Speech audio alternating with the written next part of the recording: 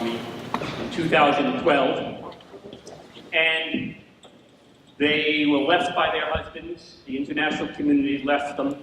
And in October 2016, we started training these women to build, install, distribute biosand water filters because the water in their town was terrible. And in the first 10 weeks, they made $9,000. Yeah. Wow. They built and sold 172 of them. And they now had enough money. In Congo, you have to pay for your kids to go to school. And they had enough money for school fees, enough money for food, enough money for medical care. It expanded. And over the first 6 months, they made 700 biosand filters. And they came to us and said, you know, you loaned us 2 steel molds. You need a steel mold to thoroughly capital equipment to make these biosand filters. We'd like 4 more. And we said to them, well, sure, we'll loan you 4 more. As long as you're using them, they're yours. They said to us, no, we want to buy them. And they gave us $2,400 and bought 4 more steel molds. There's a cholera epidemic again in the Congo, probably about 100,000 cases, maybe a couple of thousand deaths at this point, and it was hitting Minova. But they quickly noticed that not a single person using water from a biosand filter came down with cholera. So what happened next was there were 2 refugee camps right next to Minova, one with 700 people, one with 450 people. That's my phone. It'll go off in a minute. They put 12 filters in the camp for 700 people and wiped out every case of cholera in 3 weeks. The other camp, 450 people, had 100 cases and 20 deaths. We put 12 more in there, and there was not a single death anymore from cholera in that camp. The result was the local health administration decreed that every restaurant, every cafe, and every club in the city of Minova had to have a biosand filter. They asked us for 3 more molds. They couldn't keep up with demand, and they're now making 9 of them, building and selling 9 of them a week. They've set up their own community philanthropy for Minova, for people who are now much poorer than they are. And this just continues. Well, the person who set up our work with Minova, a wonderful man named Herman Shirahambali, also works for a coffee company. It turns out that some of the best coffee in the world comes from the highlands surrounding Minova, Congo. And he does fair trade work with a group called On the Ground. He not only does fair trade work, but in addition to the money they give back to the growers, they do gender equity training in this community, which has experienced mass rape from the war. The result is that we now have friendly coffee for the world. It is dedicated to the brave women of Minova, and it comes from within 10 miles of where they live. It's spectacular coffee. Half the price goes to water projects that we have in Congo and elsewhere. Additional monies from the sale go to the gender equity program. It's fair trade, it's organic, and it's good. And I think that's the first television, not TV, the first live commercial I've ever done. Thank you. Water is often much too easy to take for granted. However, around the world, billions of people don't have regular access to safe, clean water.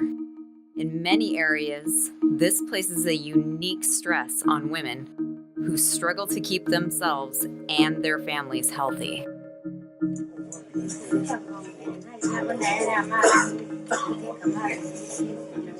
When she had not that filter, it was very difficult.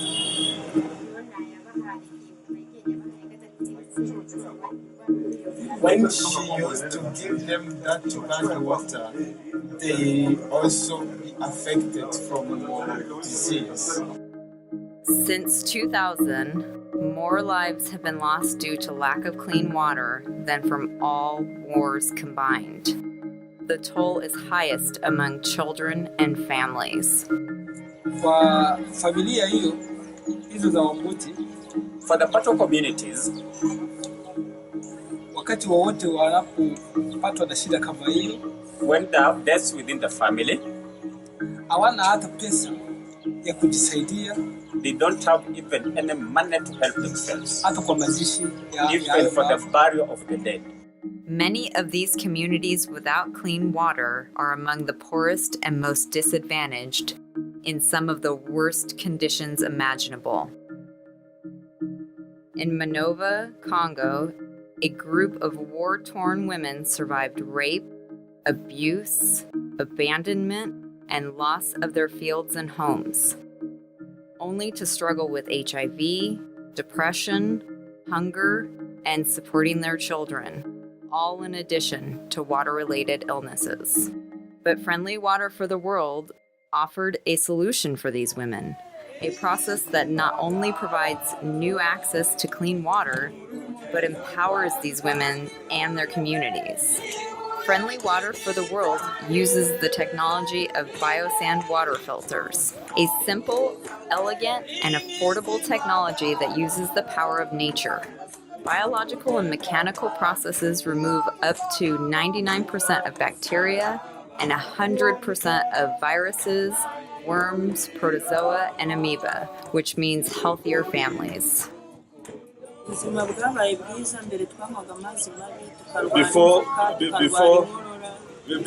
we were drinking unclean water, we were getting worms, and the health was not good. But for now, the health of my children and myself is good, is improving. Yes, there is a change. Before getting biosand filters, we drink the unclean water and we suffer from sickness from unclean water. But today we are not suffering because we get a clean water. The best part is that Friendly Water does not simply donate these water filters. We provide the materials and training for these communities to produce their own filters at very low cost. These groups can then begin a self-sustaining operation of manufacturing and selling filters to support themselves, their families, and bring health to their communities.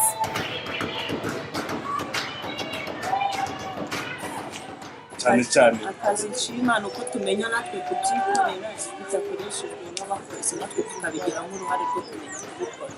What I like first is that we are making our job ourselves. This is first what I like. We don't need someone from a board to show us or to help us. But what I like first is that we are working together, we are working for ourselves. In addition, Friendly Water also provides assistance and training in rainwater catchment systems, protection and repair of wells and single pumps, and essential hygiene and sanitation practices. This work has helped to prevent outbreaks of disease and encourages even more growth in surrounding communities. The women of Minova are now the heroes of their community, providing their neighbors with access to safe, clean water, and they have also stopped a cholera epidemic in refugee camps. In just 3 months, they raised enough money to support themselves. They now have enough money for food, medical care, school fees for their children, and are investing in new projects. Friendly Water has projects in more than a dozen countries in Africa, Asia, Latin America, and North America. All this helps to foster Friendly Water's vision for a healthy world where everything is possible.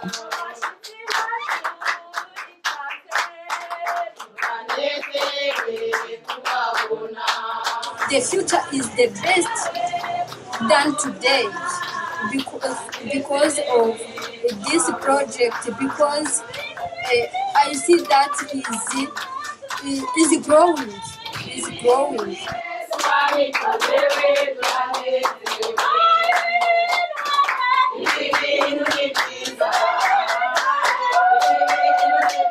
The future will be better than today because of the friendly water from the rains.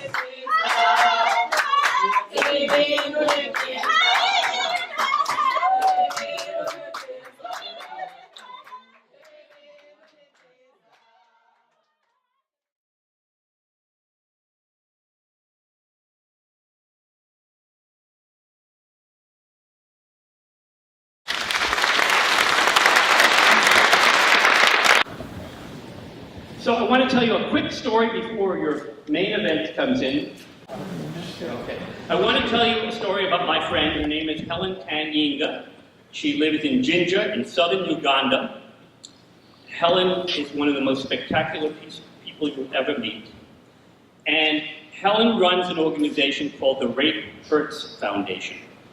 Now, Helen is one of 20 children in her family. Her father had 8 wives, more than 20 children. She doesn't know them all. And at the age of 11, she was raped, going out in the village to collect water for her family. She decided she was going to stop that for every single child she could. And she founded something called the Rape Hurts Foundation. She had a hostel for children who've been raped and for domestic violence victims.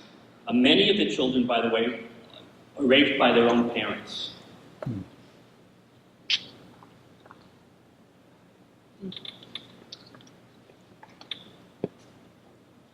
And you can find them online under Rape Hurts Foundation.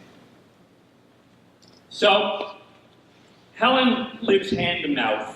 And sometimes she has enough money to keep the hospital open, and sometimes she doesn't. And there are various health difficulties with members.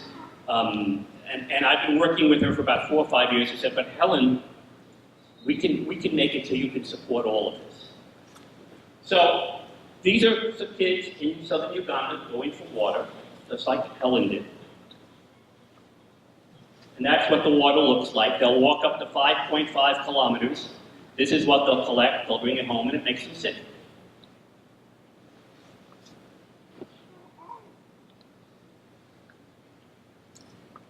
Well, we had a partner in this case. It was the West Olympia Rotary Club. Is anyone here from West Olympia Rotary? Oh, I wish they were. West Olympia Rotary provided us with just $3,500 to equip 2 groups, one of which was Helen's, that we trained just 2 months ago in making biosand filters. And I want you to remember the number 3,500 because one of the things that Friendly Water prides ourselves in doing is we show that we can do amazing things with very small amounts of money. And so, Helen brought some of the domestic violence victims, some of the victims of rape who were living with her and said, we're going to train you in this work.